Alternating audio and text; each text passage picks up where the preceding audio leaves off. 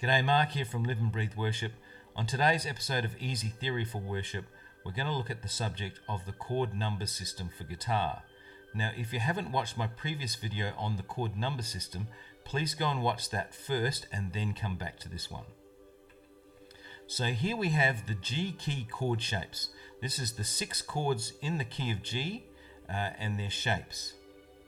Now, this is by no means all of the chord shapes that make up these chords, but these are great because they're open sounding and they are the basic chords.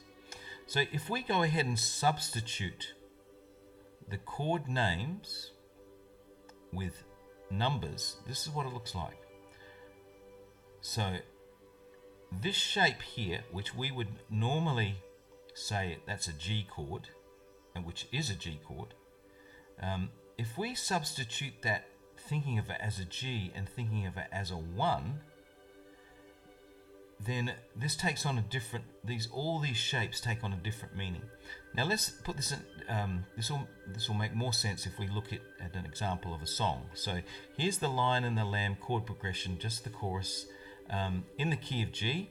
So here's G, E minor, D, C, and we've already worked out the substitution. So that's a 1 chord, that's a 6, that's a 5, and that's the 4 chord of the key.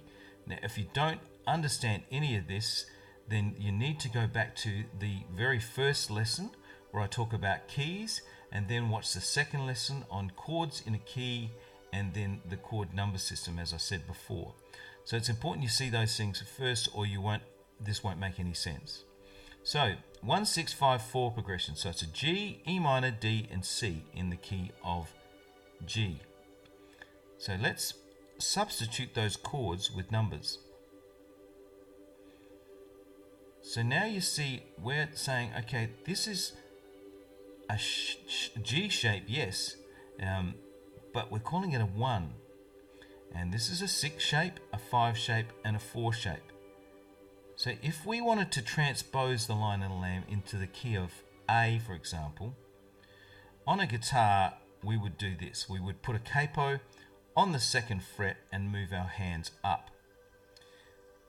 But so can you see how easy it is to correlate this shape with a number, as opposed to trying to think of it, okay, this is now an A chord because we've transposed it using the capo.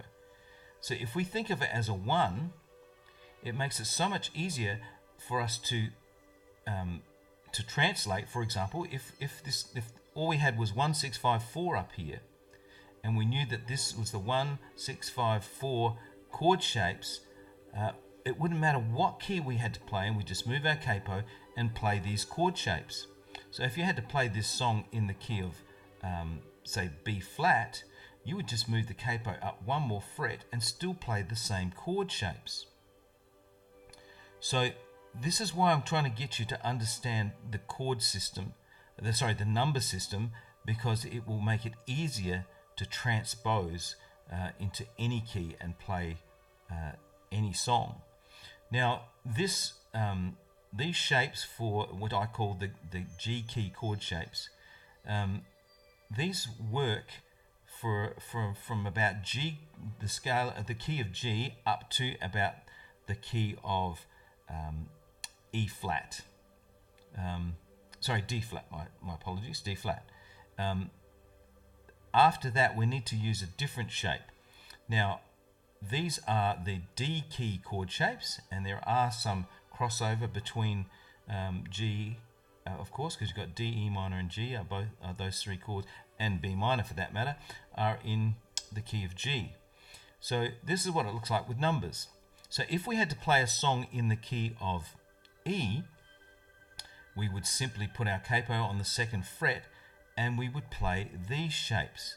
Again, as long as the progression was transposed into numbers, we could just read those numbers and translate them into these chord shapes.